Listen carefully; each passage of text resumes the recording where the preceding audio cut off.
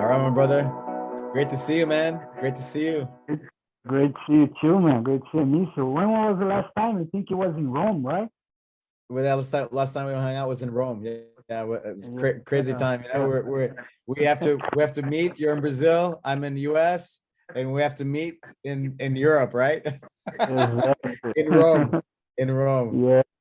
The European Championship, right? No gi was Yeah. no gi, right? Right. Yeah, crazy, Cool, man. cool. You know, you're in Rio de Janeiro, and Brazil's in total lockdown right now, right? Yes, yes. Actually, we that's the first day that we're not in lockdown anymore, you know. But I think we should like stay in lockdown still, you know. Yeah. I don't like it, you know. I like to go, you know, train and cheat and everything, but man, things are hard here, you know. Yeah. Really bad, really bad. Because like I was in Brazil like 2 months ago, maybe like 1 month ago. I'm not sure. I forget the time, but everything was closed. But Rio de Janeiro was open. They had tournaments. Yes, yes, a big mistake, man. You know, in my Yeah, opinion, though, you know, I yeah, respect what everybody says, but man, now we see the chaos. You know what I mean? yeah, But anyway, you know, I know the economy needs to run and everything. I talk to my friends about that, but man, it's really bad. You know, I got yeah, some close friends that die already, yeah. and members of the family. You know, I almost Wow. died. You know, You I you think had I it also. You had it also, right? COVID. I had like 1 year ago, Mm, really bad, and everybody was talking about like, oh no, it's impossible to have, you know, the second time. I'm pretty sure I had the second time, but it was like light, you know. But yeah, I believe I had two times, you know. But the first time was really bad, man, really bad. wow. Second time, yeah. I think I had it last year, last December. Because I didn't get had some symptoms like some fatigue. It wasn't too bad. Some fatigue You know, some if loss it of smell. wasn't, man, oh, somebody was calling me here, man. It's hard, you know what I mean? So if it wasn't jiu-jitsu, I think I would like, you know, not be here right now, man.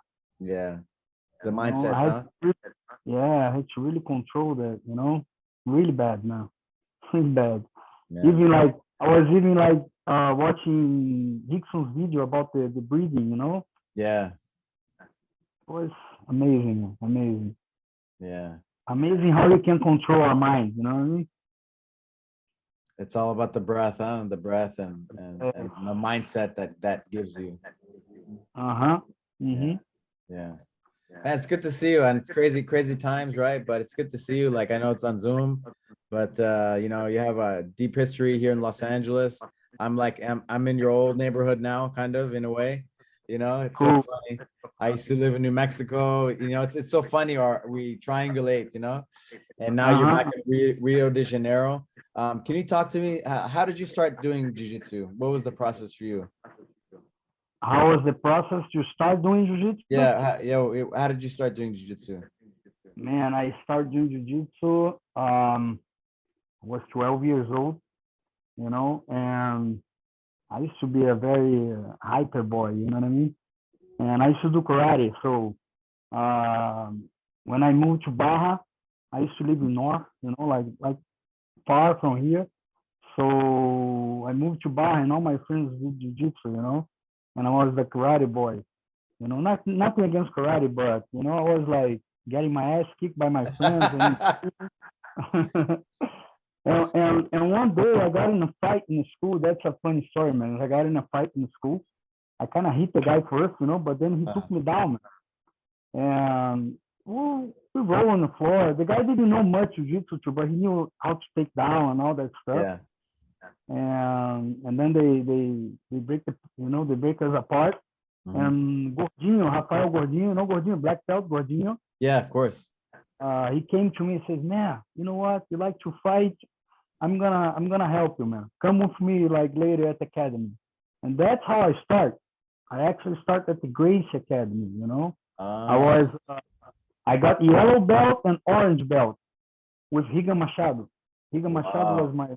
was my first instructor. Not many guys know that, only my team, Yeah. And that's it. Like I used to get in a fight a lot, and then I used to like to fight like vale tudo, Yeah. Even when I was 13 years old, I was a trouble boy, problem boy in the street in Rio De Janeiro was hard, man. Impossible not to get in a fight, Yeah. So then a couple of my friends train at George Pereira. And Okay. they say, man, George likes to fight MMA a lot, vale tudo and all that stuff, And then I said, okay, I'm gonna go check it out, And George was like the right guy for my style, because I used to love like no gloves and everything, and let's go. And George was a lot that style, So it was great for me. It was Nice. 35 years ago, man. Oh my God. Long time, man. 35 years ago. How old were you when you went to George Pereira's? I was 13, Okay. 13, 14, Yeah. 13 to 14. I say like 1 year at the Grace. It was Grace Academy. It wasn't even Bar Grace. It was Grace Right. Academy. It was like a house down the street that where every Grace used to train. Riga, Machado, John Jack, everybody trains together, Half Gracie, Hans Gracie. I believe Hans was like purple belt when I started. I'm not sure, but I believe so. Yeah, the top guys was like Hickson Force, Egan, John Jack, and two others that I don't remember. I was very little, but it was a very nice place too. But George was really close to my house, and all my friends from the street used to train there. And like I say, George used to do like a lot of vale tudo, and I love it. And George used to train there too. George used to train at the house with Hickson. Everybody was connected, huh? At those times. Yes. Gracie lineage. Yeah. Did they have a lot of tournaments in those days? Oh, a lot, man. A lot. Every weekend. And it was, a lot of tournaments. Every weekend.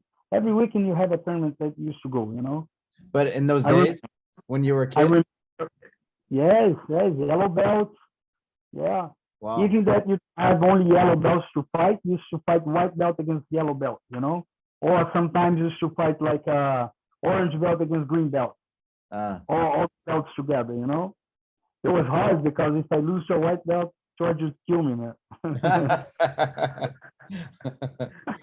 But it was like that. And then start picking up like too much, man. I remember like tournaments that you had one tournament on Saturday, and then you go like out of town on Sunday to fight another tournament. It was crazy. Wow. And blue belt was like the hardest part, because it was like man, many fights. Like I remember I used to fight like 8 times, 10 times in one day, man. Yeah. I don't remember, something like that. Seven fights to win the world championship blue belt, to make semifinals, 6 matches. So if you did open weight, then for sure 10. Yeah. Exactly. Yeah. Yeah, we were like when I was a blue belt, we actually didn't have the I think Carlinhos Grace was starting the CBJJ, which is the IBJJF on these days. So I remember Joe Moreira used to do like we call the Copa Atlântico Sul. That would be like kind of like the world champion on these days, you know what I mean? Man, those tournaments was hard, man. Really hard. I remember a couple of the tournaments I win, I lost, and then I lost to my division, then I won the open division. It was crazy. Crazy, many fights. I have an old case in my gym, and I have like old medals, and some of the old medals is so tiny. So tiny. I remember those ones, man. But they were so hard, right? So hard, like Yeah. 7 matches or whatever to win the little. That's a diamond, man. Keep that on. Yeah. I lost my little ones when I moved moved back to Rio. Yeah. All that stuff that happens with me. So when I Yeah. moved back, I lost all that in the academy. So Yeah. I don't know where they stay. We have it here and then in the heart, huh? That's okay. You're right. You're right. You're right, man. Yeah. But now it's so funny because the medals are so big, huh? What's Yes, up? exactly. It's funny, man. It's nice, it's better, Yeah. Jiu-Jitsu evolves, so it's good. Yeah. For sure. What did your parents think about you doing jiu-jitsu at those Oh times? man, I tell this to everyone, nobody believes me, okay? But I used to play really good soccer. All right, I used to be really good, and all my family, they're like coaches, they professional players, and everything. And my family was like, okay, he's gonna be the next Romario, Ronaldo, all those Yeah. guys, And I used to like when I was 16, I already trained jiu-jitsu. When I was 16, I signed a good contract for soccer, in a club here in Brazil. And then my family says, okay, that's it. Now he's gonna go, And like 1 year later, I was like, man, that's not what I want. I want to be a fighter. I want to be a jiu-jitsu fighter. It's my passion. I like to play soccer, but that's like my hobby. Yeah. Then my family got crazy, man. Crazy. Man, my mom was like, no, you crazy. You're not gonna do that. I'm not gonna let you do that. I'm like, mom, I already did, and that's it. So at the age of 17, I fought my first TUDO fight. So it was too late already to come back for VALE TUDO fight, 17 years old. 17 years old. Wow. That's you wanna can you hear? Do you wanna hear that story too? How Yes, was I it? do. Yes, I do. Yeah, 17 years old. Braga, VALE TUDO in Rio de Janeiro. Yes, he actually was in São Paulo. São Paulo, okay. So it's like 6 hours by car. Mhm. And I was actually surfing. And George Pereira, my coach, was fighting in São Paulo. So all my friends stopped by and says, man, you're not gonna go to São Paulo. I said, man, I don't have the money, My family was really bad, and I didn't have a job, I was just studying and doing jiu-jitsu. And I didn't have any money to go. And they say, no, don't worry, man, get inside the car and let's go. You with us. And I say, okay, let me go home and change it. They say, no, man, we don't have time. If we don't go right now, we don't get there on time. I say, man, what should I do with my surfboard? What should I do? I have like sands in my, my legs and everything. It's like, Wander, let's go, man. Leave the board over there. So I left the board with my other friend. I got inside the car with just one T-shirt, and we took off. So I got there, and I had like, everybody was dressed nice and everything. I had like short sandals and one T-shirt, all sweat on surf. I had one burger on the street, and I was at the, watching everybody. We went inside. I sat down, and it's like we were waiting. And like 30 minutes later, George came. He was running, looking at everybody at the bleachers, and say, Vander, how much you weigh? And I say, I don't know, man. He's like, how much you usually weigh? And I say, George, I don't know. I just ate a hamburger. I don't know exactly why. He says, can you make it 70 kilos? I say, I don't know, man. I don't know how much I make, how much I'm weighing right now. It's like, come down here. You're going to fight. I'm like, really? He's like, yeah, come down here. Somebody can fight, so you're going to fight. So I jumped in. I walked up, like backstage,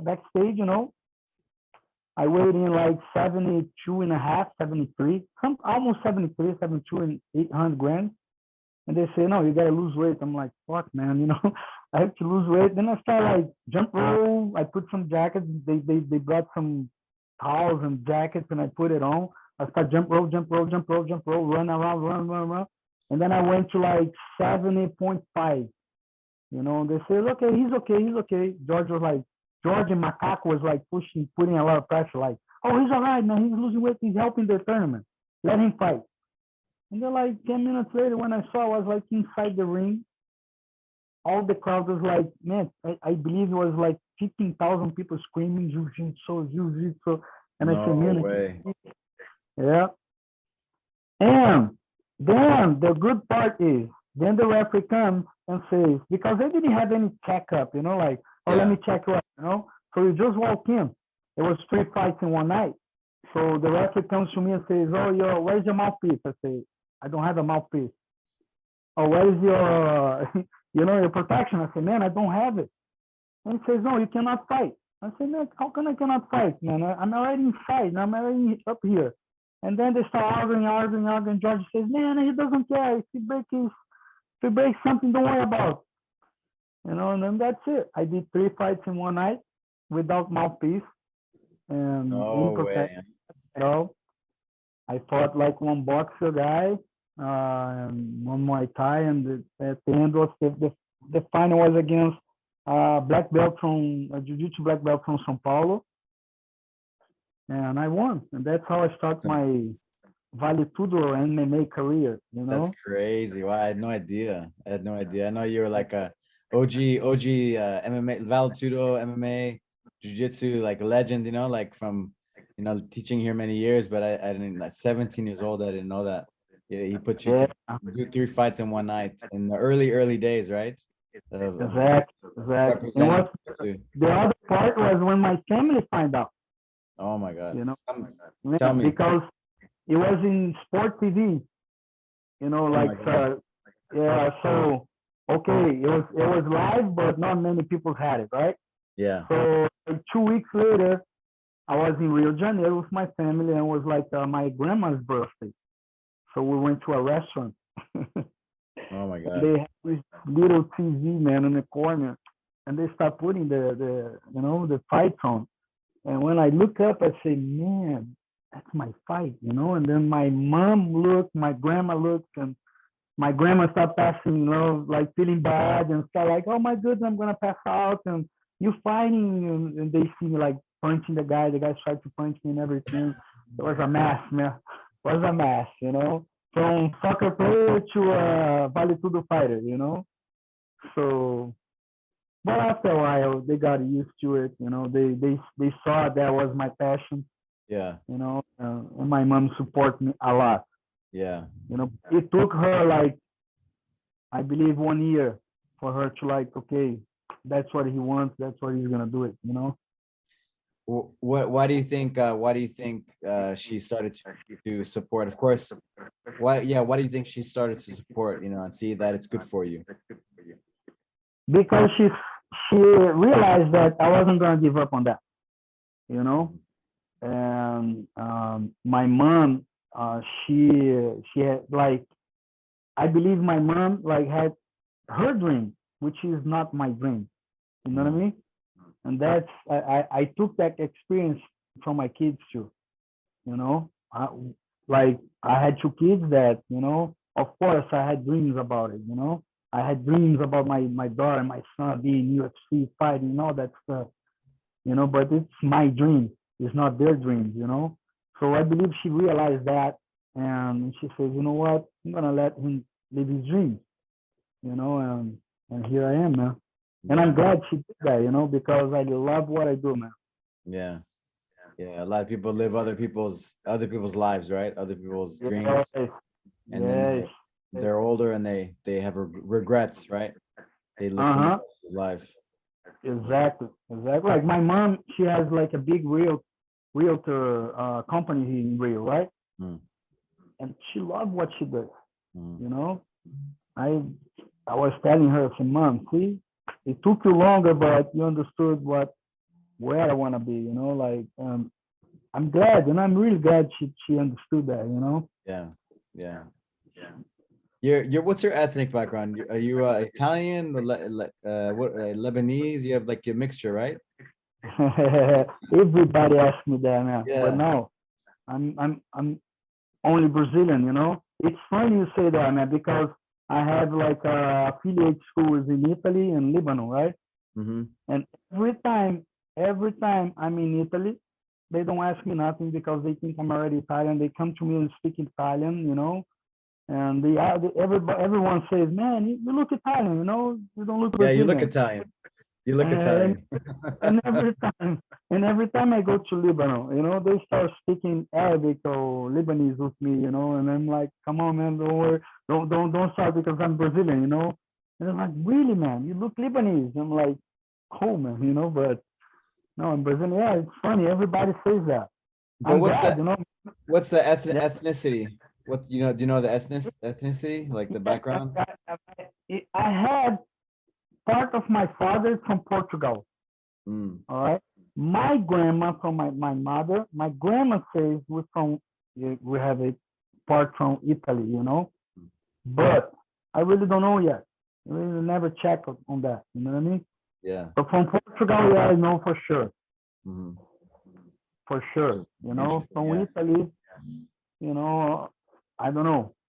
My grandma, she's still alive, you know, she's still alive, but she says, oh no, you had like some Italian parents. I'm like, really?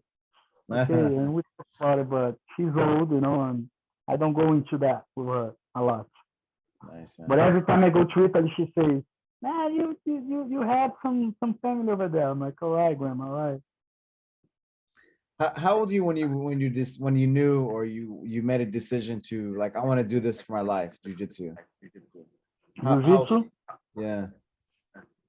When I realized where was right after the MMA, the Vale Tudo, right after. Mm. I already knew it, you know, but you know, you have some doubts. People talk to you, your family, your parents talk to you, and you have some doubts, you know. But I was always Alberto, I was always like a fan of like Bruce Lee, all those moves from, you know what I mean? Yeah. I used to love those moves, you know. And when right after, I don't know if maybe if I lose, I don't know, you know, you Yeah. never know. Yeah. But Yeah. after I win that tournament, I step out, I look at George and I say, look, I didn't train for this one, but now I want to start training really hard for this, you know. And George says, yeah, I know. You always like it. You always like it. I'm like, all right. And and right after, like I believe, I don't know, man, maybe 5 months after, you Mm. know, and I had some students already because I used to help George as an instructor, you know, Mm. was teaching as a purple belt, which is not allowed on that time, you know. But George says, no, you can open on your by your house and everything. You can teach. And then after that, says, okay, I'm gonna increase teaching. This is what I want to do it, you know, and that's it. But I believe those Vale Tudo fights has a lot to do with my life, you know. They made you believe. They made you believe. Yes, Yeah. yes, yes. And what was the process to how did you decide to move to the US? There was. I remember having a call from George, um, um, a friend of mine. Actually, was his best friend, Nani, which he was like a student from Carson, and he had a place in LA. So, but sorry, before that, I fought the Pan Ams in '96 in Los 96. Angeles, in '6 or '97. I'm sorry about the date, man. I'm really bad with dates. And man, I had so much fun in Los Angeles, so much fun. And then I told my friends, I say, man, if one day I want to move to US, the place would be Los Angeles, you know. Even though I didn't know other place, you know, but man, I had so much fun in Los Angeles. It was a nice tournament. We had a nice group, you know. So I said, man, you know, one day I would like to move here. But time passed by and everything. And then George says that somebody was going to call me, his best friend that used to live in LA, Mm. which he used to train at Carson. And then I got a call. The guy says, man, you know, George talks about you a lot, you know, and I have like a place here at the LA Boxing Club. Remember the LA Boxing Club in Yeah, downtown? yeah. Mm-hmm. So I said, man, okay, I want to go there because I want to continue doing MMA and everything, you know, but I need a place to train. And then he says, okay, I'm gonna send you the tickets. And he sent me the tickets like 2 weeks later. I went to LA to check it out, to get to know the guy, where I would stay and everything. And I got to know the academy. I already knew it, how LA was, you know. And I say, okay. I see that big LA boxing club, everybody training boxing really hard and everything. I say, okay, I can train some boxing here. I can complete my, you know, my background for like the MMA, you know, how it is. I say, okay, I'm gonna move. And then I came back again, talked to my family, and my mom, are you crazy? You had everything over here and everything. And I say, Mom, that's what I want. Again, I'm not gonna go into that with you, and you know how I am. And she says, okay, if you wanna be happy like that, do it. So I went back and I started teaching at the LA Boxing Club, fall in love with LA again. That's it. And then you had a family, you had a kid, you have 2 kids, right? 2 kids? 2 kids, yes. First I went there by myself. And I came back to visit Rio de Janeiro again, my family and everything. I remember I was like doing some paperwork, something like that. No, it was before that. Sorry, it was before that. By the time I came back to tell my family, I met my wife. So I stayed here a little while, I got to know her, and every man was crazy. It was like I knew her since we were like 13 years old, right? But I never got together. We never got together. So I came back and I went out with my friends and I saw her, and we started dating. Right before I go back to LA, we started dating and everything. And then I told her, look, I'm sorry, but I'm going to LA. And she says, oh, yeah, really? I have my brother in San Diego, and I'm also going to San Diego. No way. I'm like, yes. And I'm like, really? So, okay, we're going to see each other over there. I came first, and then 2 months later, she came to live with her brother in San Diego. We started dating again. And I said, okay, let's get together, let's live in LA. And she came with me, and then we started getting together. Here we are still 20 years later. Wow. With 2 kids. Wow, that's crazy. Yeah.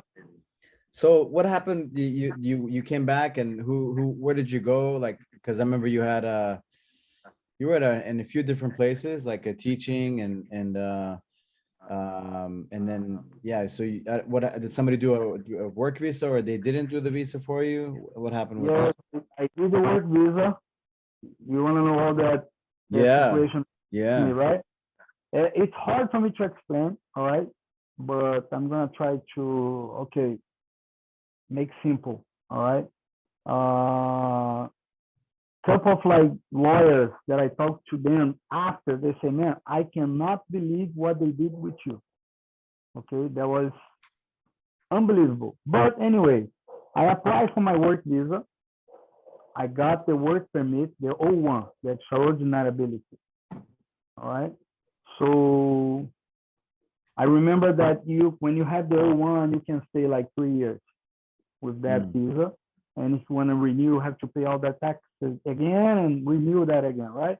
I did that 2 times. The third time, I talked to my lawyer, and that time he says, okay, let's apply for the green card because you already, you have your resume, it's really good, and you can fit all the requirements, and let's do it. I said, okay. So I did. Once I did that,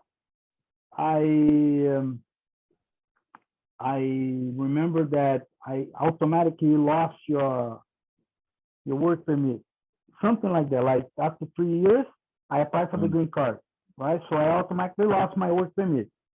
So we're doing the process for the green card, and then the first surprise came, like the denial. They denied my green card, and I talked to my lawyer again and says, man, what's gonna happen? Like he says, okay, we're gonna keep appealing for. Okay, we're gonna go to the last stand on that, right? I say, okay, cool. Then it took me like 3 more years or something like that, 2 years fighting back and forth. And then one day he came to me and says, man, you know what? It doesn't look good. Let's do something. let's try to go back to 01 in case that you got denied from your green card and you still have a 01. And I say, man, okay, if is that what you're saying, let's do it. So I did that. Before I got the denial, the final, denial from the green card, I got the 01 back again. Okay. Then it was denial. Then my lawyer told me, okay, now that you got the 01, you have to go back to Rio de Janeiro to get your visa so you can come back. I say, okay, are you sure about everything? Yes, I'm sure about everything. I say, okay. So I came to Rio. I set up an appointment. So we stay here like 2 weeks.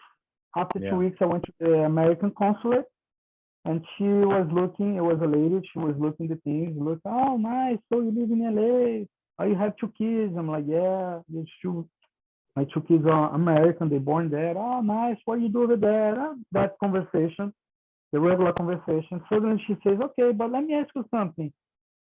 By the time you were like denied from your green card, what did you do it? I say, I stay in LA working and I apply for the green card. And I have like Alberto, I have like a pile of paper, which is exhibit A from A to G. You know what I mean? Explaining each step that my lawyer did. She looks at me, she says, I don't know, maybe you did something. I say, look, ma'am, I pay a lawyer for everything. I didn't do nothing, I pay a lawyer for that.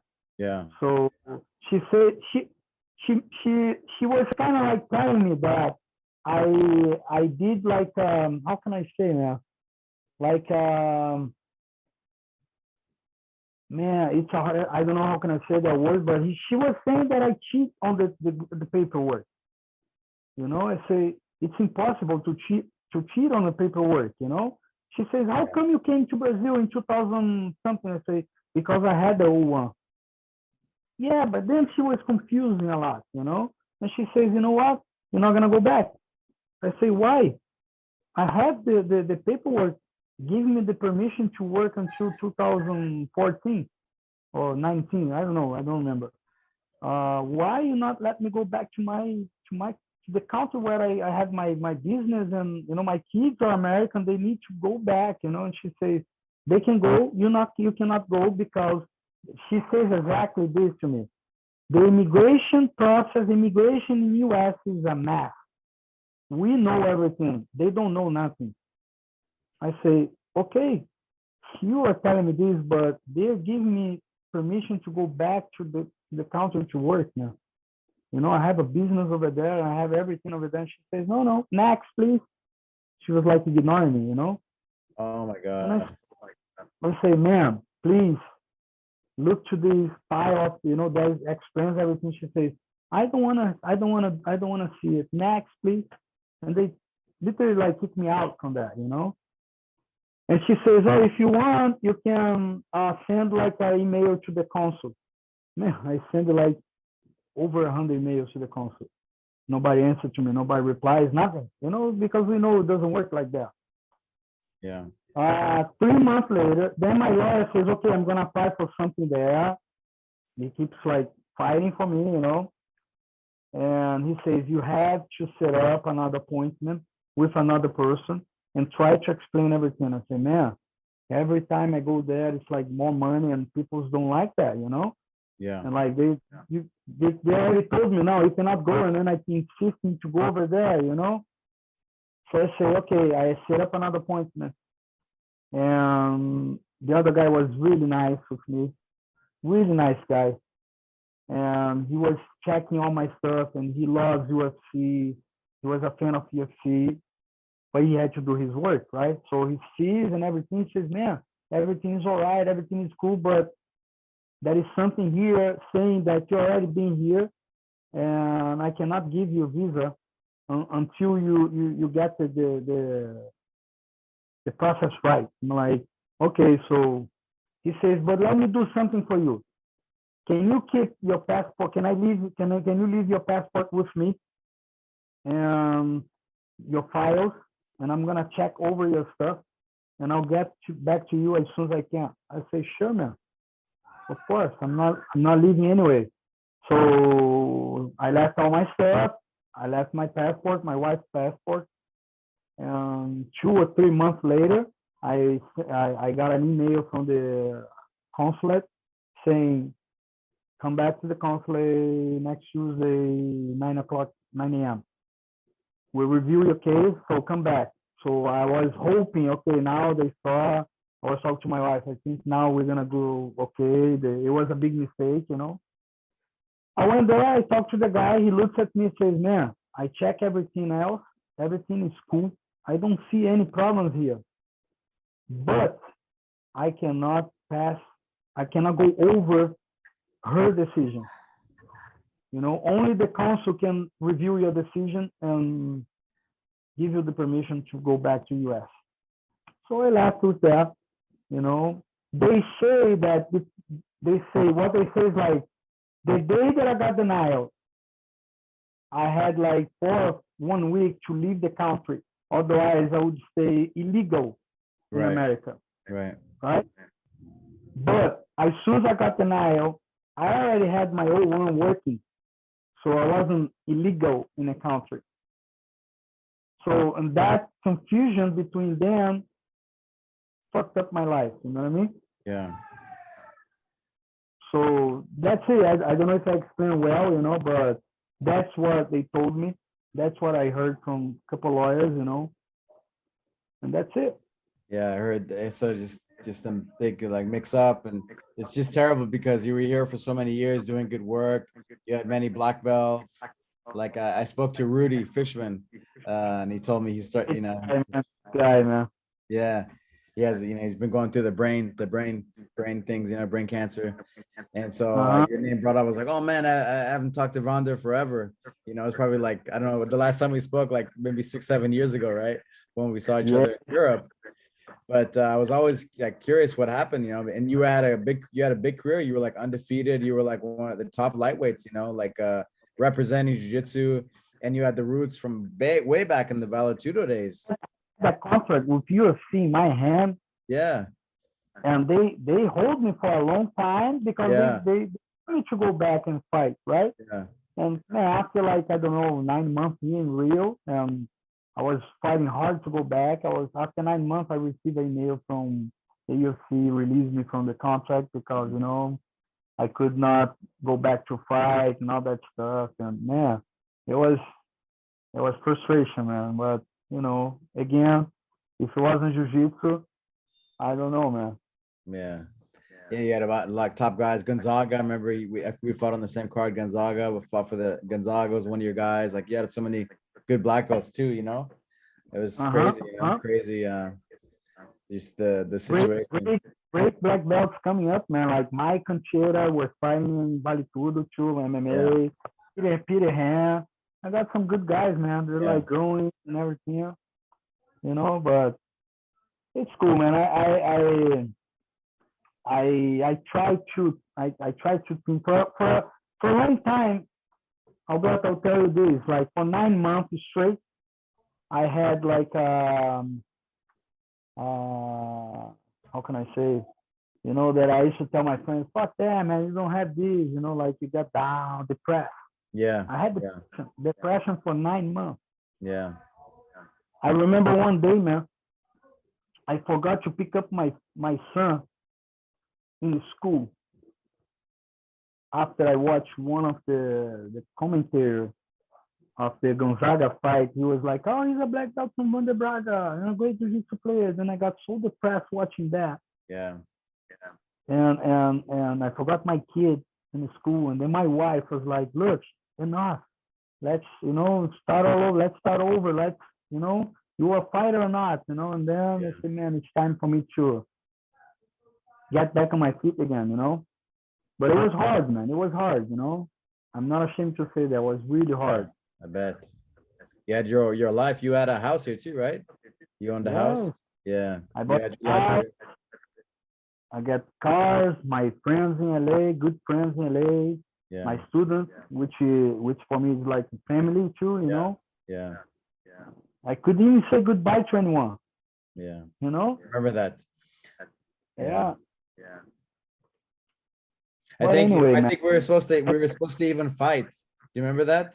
We were supposed to Yeah, fight remember, at that remember. around that time. I never knew what happened, you know. We Me had there was neither. Me neither. I end up fighting Gabriel Rudiger. I thought Remember? oh yeah. You're Rudiger too? No, first I'm supposed to fight you in UFC or something. uh-huh. Then they put me Kurt Pellegrino. Mm. Then what happened was I understood UFC. Because of my stuff with the green card and the O1, they say, Vander, you know what? We're gonna pull you up from this. That was the second fight they pulled me up. The first time I think was against you. They pull me up. They pull me out.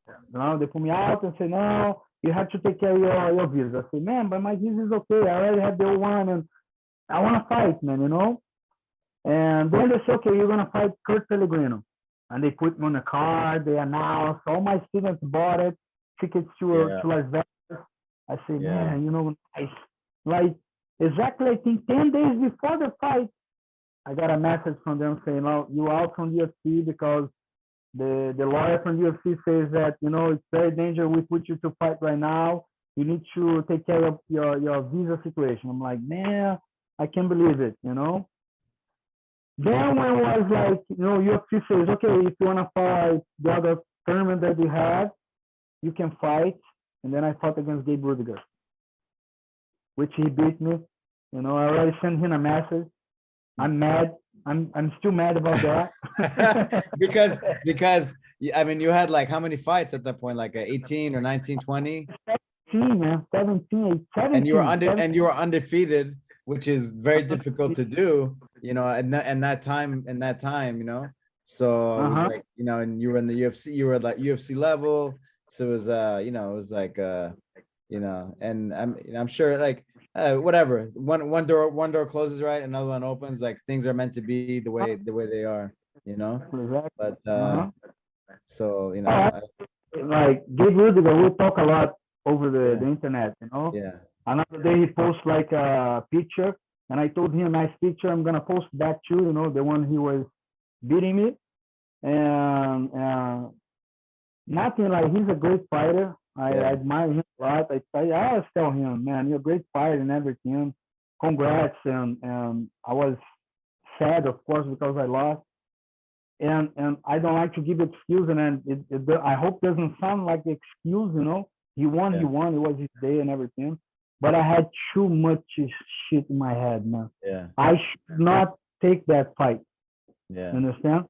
But because of my fire of fighting inside, you know, I took that fight, you know. I had too much problem with visa and training at the academy and a lot of stuff, man, you know. And maybe the fight would be a little bit different, you know. I'm not saying that I would win the fight, you know, but it would be a little bit different. My head wasn't, I don't know, man, wasn't there, you know. But it was his night. I'm not taking that. It's good. It's good to feel both sides, huh? You always win every fight. At least feel it one time to lose, huh? How it feels to lose a fight. Exactly. Oh, I remember the day after the fight, man. I was running 5:30 in the morning. I was running like crazy. Yeah. Crazy, man. I gotta start running and doing a lot. Man, it's cool. You know, it's good. You give a gift. You know, you give letting other people win too, huh? Just one time, huh, Vander? It's okay. I lost to a great fighter, man. You know, Gabriel Rudiger is a cool guy, man. You're a legend. You're a legend. Nobody can take away your history, and you know you're part of representing jiu-jitsu. You know, representing jiu-jitsu. Like people don't know, you know, but you represent jiu-jitsu like in the cage. You know, like VALE TUDO. And I got to fight right like towards the like when I first started fighting my first fights, I felt like I was representing jiu-jitsu, but you're the original guys like in lightweights, because before the guys were heavier, right? Mostly, right? Doing VALE TUDO, you know? So you're nobody can take that away from you. Younger, older, no gloves. Yeah, that's no it. Limits. Yeah. Nobody can take that away from you. and the fights inside the academy that George used to pick us to do it, you know. Yeah. No, I tell my students, no, it's really, it's not like, you know, it's not something that, you know, like I was telling my students, I say, guys, I have 17 fights, but if I count all the fights that George made us do it inside the academy, and you know, it's that is much more, man. Because on that time in Rio De Janeiro, man, it was like Jiu-Jitsu against luta libre, against Muay Thai, you know. It was hard, and you had something on the street, and you tell George, he used to say, okay, get inside the car, let's go to his academy. I'm like, George, for what? No, you're gonna fight. And that's it, man. That's it. Not just me, many of the guys at the academy, you know, Leodala and a few other guys, Gabriel, everyone, man. Yeah. So what have you been up to? Where are you now? Right now, I'm teaching inside the TFT. Have you heard about TFT? That Marreta Tata Fight Team. Okay. Tata Fight Team. Okay. Yeah. Which is from Marreta, and that is like André Sergipano is gonna fight Jacaré now. You know, I've been teaching Jiu-Jitsu, and we've been helping these guys also here in Rio. That's it. Before the COVID, I was traveling a lot from my affiliates, doing seminars. Yeah. And hope soon I can, you know, open my own school too. I plan to do that before. Maybe let's say I can get to go back to LA pretty soon. Who knows? But before that, I'm gonna leave a school here. Something that I should be doing like long time ago, and I didn't do it. You know. Yeah. I had to have my school. You know that, right? You know how. Of course. I love Tata. He's my brother. You know, we grew up in the same school. But TFT, it's his school. It's not mine. You know. Yeah. But and eventually I want to have my own school too. You know. Like ours. What? Yeah. Well, you had it before, you know, so that's why I think you're like that, you know. Like I was always okay with being part of, when I was part of Gracie Baja, like I was okay with that, you know.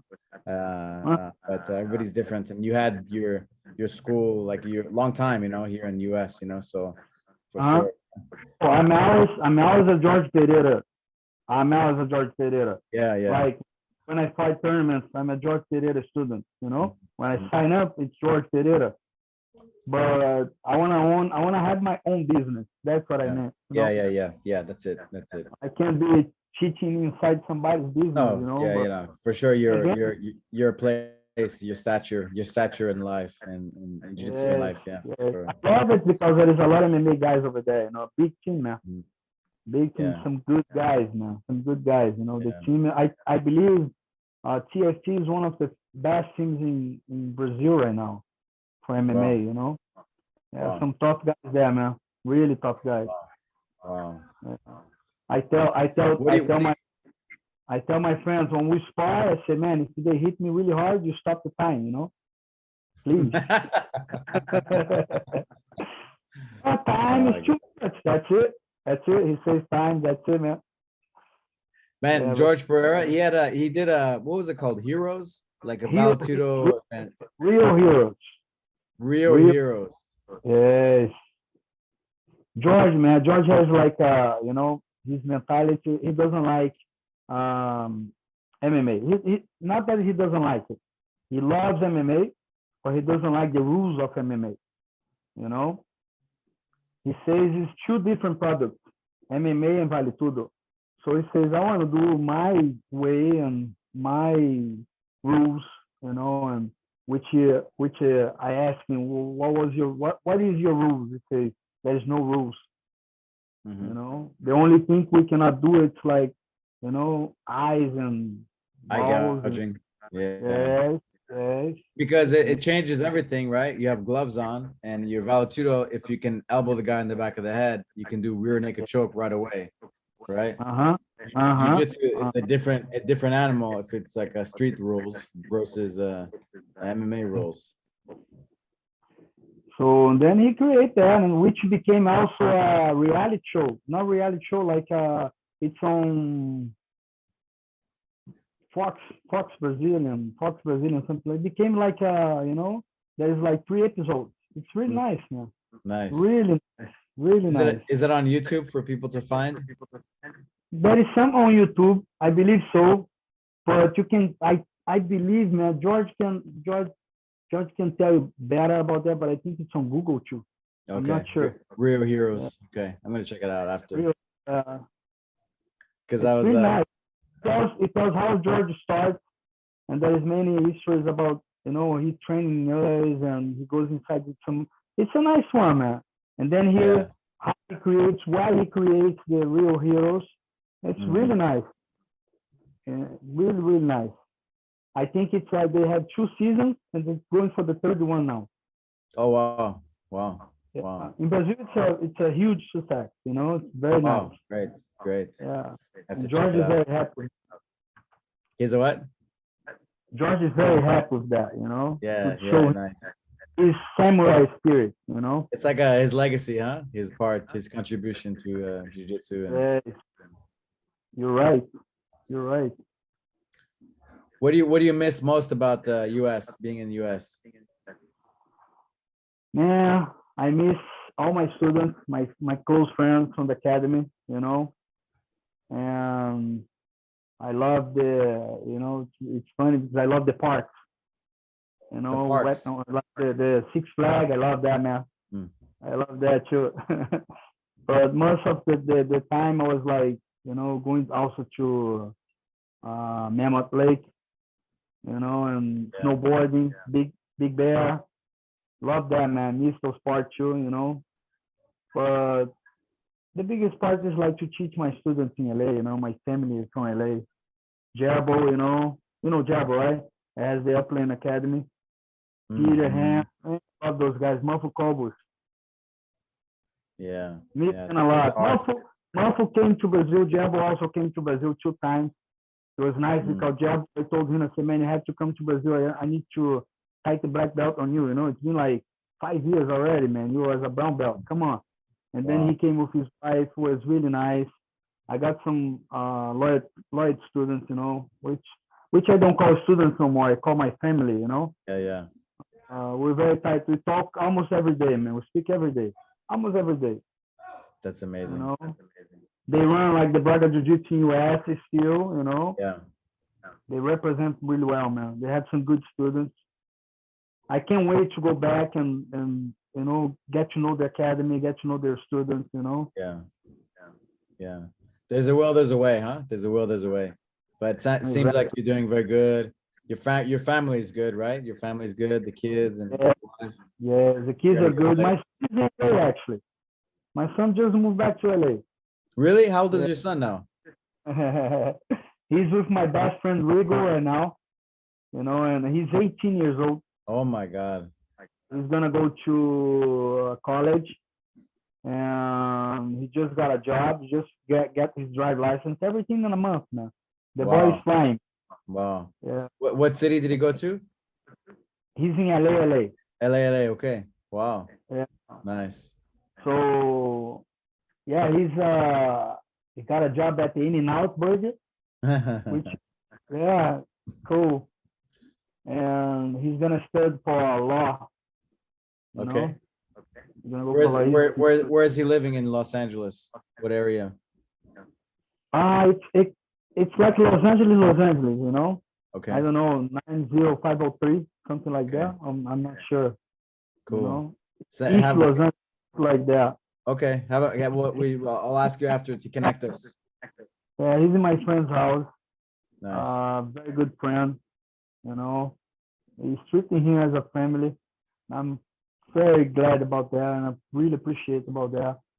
I was telling him, I said, look, I'm looking for, my son was always in Brazil saying, Daddy, I don't belong here. I want to go back to LA. I say, okay, maybe one day we're going to go back, but right now I can't, But, when you turn 18, if you want to go, we can arrange that. And when he turned 18, he says, Daddy, I already fill up the paperwork for the college, and I want to go there. I need to go. I'm looking for a roommate or something like that. Then I start calling my friends, which I talked to Rigo, and he says, man, it would be an honor to have your son here with me. You know, he's going to be part of my family. I say, cool. Nice. And he supports him a lot, man, which is very nice, you know. Because both your kids were born in the US, huh? Yes, both of them. Yeah. Wow.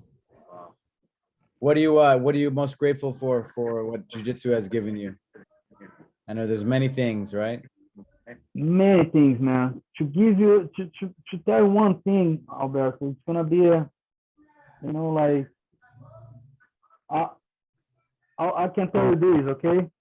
Jiu-jitsu gave me the confidence to go through it, that COVID part. You know what I mean?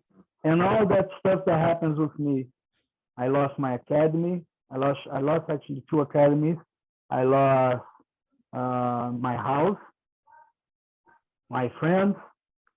I actually had like no place really to, because I bought an apartment in Brazil before, but I broke the apartment because I want to do the construction, you know, like to do everything. So I didn't have any place to stay real. And Jiu-Jitsu gave me that confidence that says like, okay, Wanda, don't worry about, you're going to go back on your feet. Just do what you love. You know what I mean? And it just proved me now with the COVID. I see a lot of people's, and they're right, a lot of people that they got like desperate of course, you know, because they are closing down their business and everything. Yeah. And I was very confident that I say, you know what, I'm gonna go through this, man.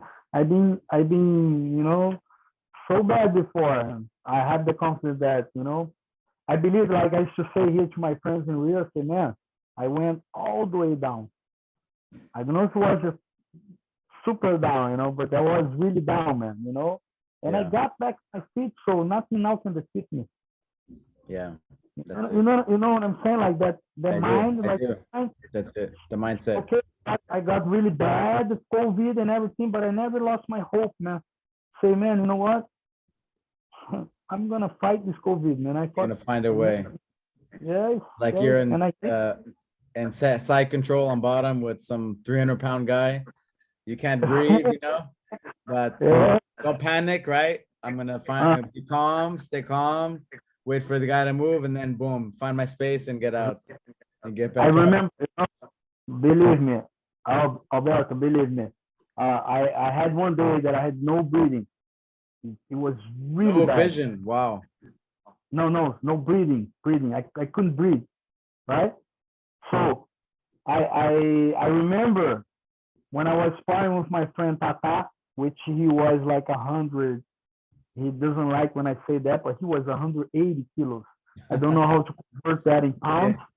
Over 300 pounds. We'll say that. Yeah, like that. He was very heavy, fucking heavy, you know, and he was passing side control and putting a lot of pressure, and I tapped. I said, I tapped, and then he got out, and George says, why did you tap? I said, man, it's too much weight. And then George told him, put your weight again. I don't care if he taps like that, he's going to stay there. I say, fuck, man, I can't believe that. Then he puts the weight on me. I just put my hand like this, and I say, man, if I tap, it doesn't work anyway, so I'm going to relax. That's how I first learned the first time, you know, how to, control my mind and stay inside control with a heavy guy. And when I was with COVID, I remember that day. I say, you know what? Calm down, because you're going to go through it. Calm down, find your mind, find your way, you know, and that's it.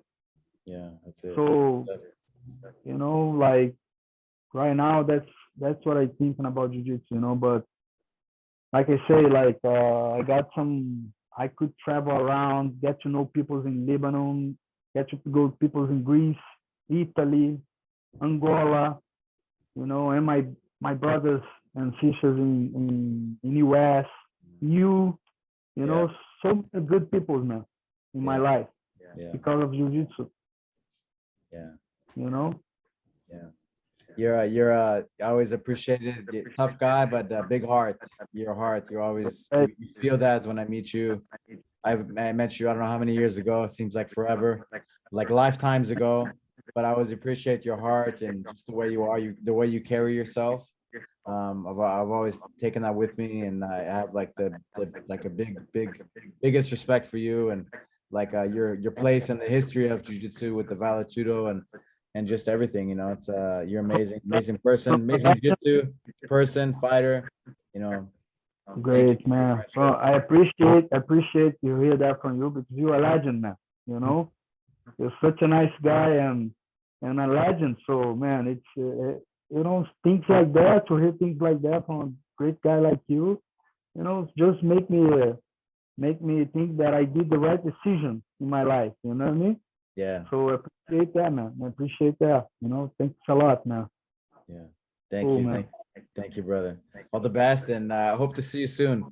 And next time I go to Rio de Janeiro, I'm gonna call you. Please, man. Please, man. Come on, smash me a little bit because I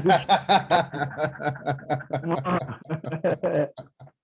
No, seriously, it would be an honor to have you here. Please. Yeah. Soon.